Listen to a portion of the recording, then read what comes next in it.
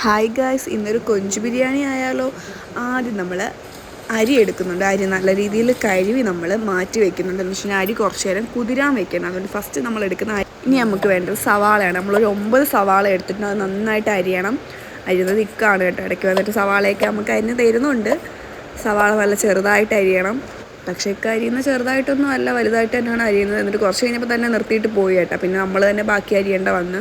പിന്നെ നമ്മുടെ ബിരിയാണിക്ക് ആവശ്യമായ സാധനങ്ങൾ: മുളക് എടുക്കുന്നുണ്ട് നമ്മൾ, വെളുത്തുള്ളി, ഇഞ്ചി, സവാള, ഇത്രയും സാധനങ്ങൾ നമ്മൾ എടുക്കുന്നുണ്ട്. അത് കഴിഞ്ഞ് നമ്മൾ കൊഞ്ച് കഴുകിയ കൊഞ്ചായിരുന്നു, നമ്മൾ കഴുകി വൃത്തിയാക്കി വെച്ചിരുന്ന കൊഞ്ചാണ്. അതിലേക്ക് നമ്മൾ കുറച്ച് ഉപ്പിട്ട് കൊടുക്കുന്നുണ്ട്.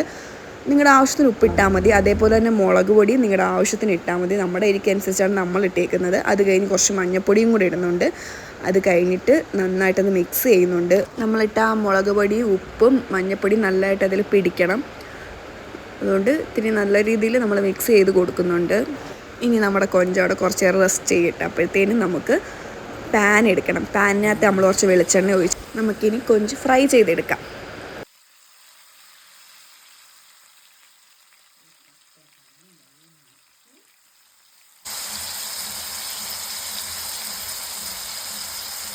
നമ്മുടെ കൊഞ്ച് നന്നായിട്ട് ഫ്രൈ ആയിട്ടുണ്ട്. ഇനി നമ്മൾ നേരത്തെ എടുത്ത് വെച്ച് നമുക്ക് മുളകും നമ്മുടെ വെളുത്തുള്ളി ഇഞ്ചിയൊക്കെ നമ്മൾ ചതച്ചെടുക്കുന്നുണ്ട്. ഇനി നമുക്ക് നമ്മുടെ ബിരിയാണിക്കുള്ള മസാല ഉണ്ടാക്കണം. അതിന് വേണ്ടി നമ്മൾ ആദ്യം ഒരു പാൻ എടുത്ത് വെച്ചിട്ട് അതിനകത്ത് കുറച്ച് വെളിച്ചെണ്ണ ഒഴിക്കുന്നുണ്ട്. അതിനകത്ത് നമ്മൾ കുറച്ച് ഉലുവ ഇടുന്നുണ്ട്. ഉലുവ ഇട്ടതിന് ശേഷം നമ്മൾ അതിലേക്ക് സവാള, നമ്മൾ അരിഞ്ഞ് വെച്ചിരിക്കുന്ന സവാള നമ്മൾ ഇടുന്നുണ്ട്. സവാള നമുക്ക് വഴറ്റിയെടുക്കണം. അപ്പോൾ നമ്മൾ അതിനകത്ത് കുറച്ച് സവാള ഇടുന്നുണ്ട്. നമ്മൾ അരിഞ്ഞ് വെച്ചിരുന്ന 9 സവാളയും നമ്മൾ എടുത്തിട്ടുണ്ട്. നമ്മുടെ സവാള നല്ലണക്ക് വരണ്ട് വന്നതിന് ശേഷം നമ്മൾ പച്ചമുളക് ഇടുന്നുള്ളൂ. അതിന് മുമ്പ് നമ്മൾ കുറച്ച് ഉപ്പിട്ട് കൊടുക്കുന്നുണ്ട്. സവാള ഒന്ന് പെട്ടെന്ന് വരണ്ട് വരാൻ. അത് വരണ്ട് വരുമ്പോഴത്തേക്കും നമ്മൾ അടുപ്പിൽ വിറകടുപ്പിലാണ് നമ്മൾ ഉണ്ടാക്കുന്നത്. അപ്പോൾ നമ്മൾ വെള്ളം തിളപ്പിക്കാൻ വേണ്ടി വെച്ചിട്ടുണ്ട്. നമ്മൾ അരി വേവിക്കാൻ വേണ്ടി. അങ്ങനെ നമ്മൾ കഴുകി വെച്ചിരിക്കുന്ന അരി എടുത്ത് വെള്ളം തിളച്ച് വന്നപ്പോൾ വെള്ളത്തിലേക്ക് നമ്മൾ ഇടുകയാണ്.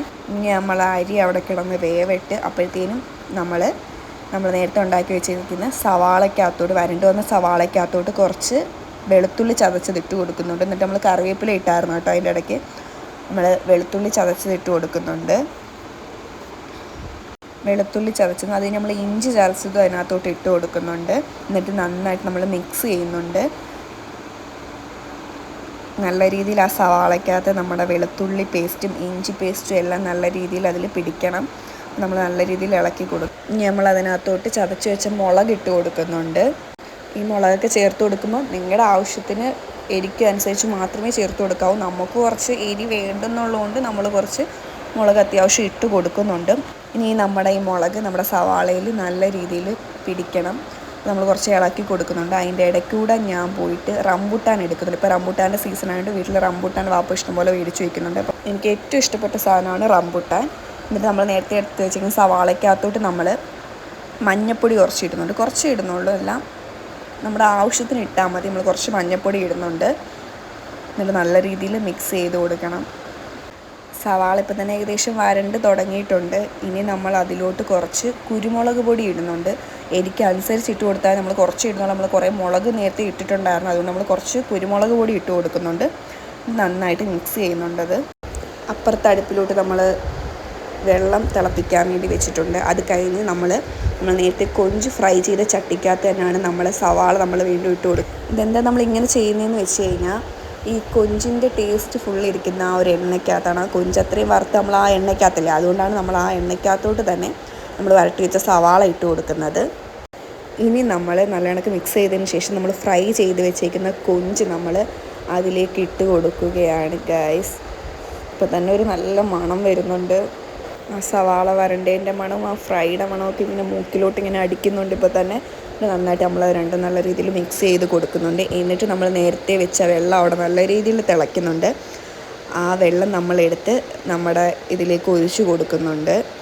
എന്നിട്ട് നല്ല രീതിയിൽ ഇളക്കി കൊടുക്കുന്നുണ്ട്. നമ്മൾ ദം ചെയ്തെടുക്കുന്നുണ്ട്. നമ്മൾ ഒരുപാട് വെള്ളം ഒഴിച്ച് കൊടുക്കുന്നില്ല. നമ്മൾ കുറച്ച് വെള്ളം ഒഴിച്ച് കൊടുക്കുന്നുള്ളൂ. ഒരുപാട് ഇതായി കഴിഞ്ഞാൽ നമുക്ക് ദം ചെയ്യാൻ പറ്റത്തില്ല. അതുകൊണ്ട് കുറച്ച് വെള്ളം നമ്മൾ ഒഴിച്ച് കൊടുക്കുന്നുള്ളൂ. നമ്മുടെ ദമ്മിനുള്ള ഗ്രേവി അവിടെ സെറ്റായി.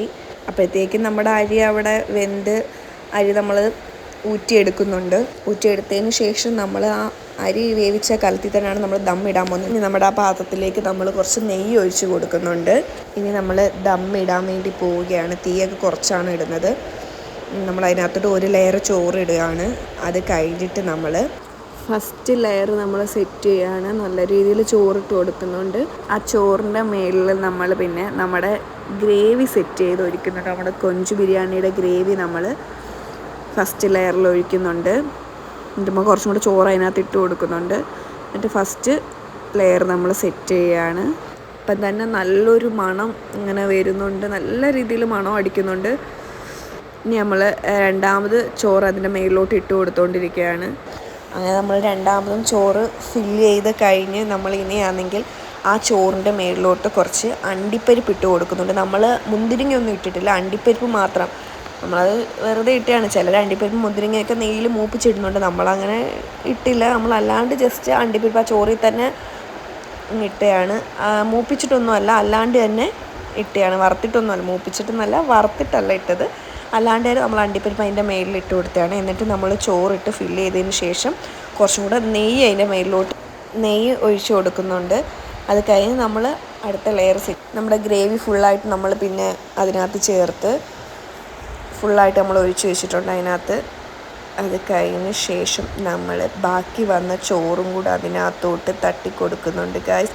മൊത്തത്തിൽ സെറ്റ് ചെയ്യുന്നുണ്ട്. ചോറെല്ലാം നിരപ്പാക്കി കറി കാണാത്ത രീതിയിൽ നമ്മൾ സെറ്റ് ചെയ്ത് വെക്കുന്നുണ്ട്. അതിന് ശേഷം നമ്മൾ അതിനൊരു പാത്രം വെച്ച് നമ്മളത് അടയ്ക്കുന്നുണ്ട്. നല്ല പാത്രം വെച്ചിട്ട് അത് അടയ്ക്കുന്നുണ്ട്. അടപ്പ് പാത്രം എന്നും പറയും. എന്നിട്ട് അതിൻ്റെ മേൽ നമ്മൾ നല്ലൊരു വെയിറ്റ് എടുത്ത് വെക്കുന്നുണ്ട്. എന്നിട്ട് അതിലാണെങ്കിൽ നമ്മൾ കുറച്ച് തീ വാരി ഇടുന്നുണ്ട്. വെച്ചാൽ മേലും കൂടെ വേവാൻ വേണ്ടിയിട്ട് നമ്മൾ കുറച്ച് തീക്കനൽ വാരി അതിനകത്ത് കുറച്ച് അതിൻ്റെ മേലിൽ വെക്കുന്നുണ്ട്. അങ്ങനെ നമ്മുടെ കൊഞ്ച് ബിരിയാണി അവിടെ സെറ്റ് ചെയ്യാൻ വെച്ചിട്ട് നമ്മളാണെങ്കിൽ പോയി കുളിച്ചൊക്കെ കഴിഞ്ഞ് വന്നിട്ടാണ് നമ്മൾ പിന്നെ അതെടുത്ത് ദമ്മ് പൊട്ടിച്ചത്.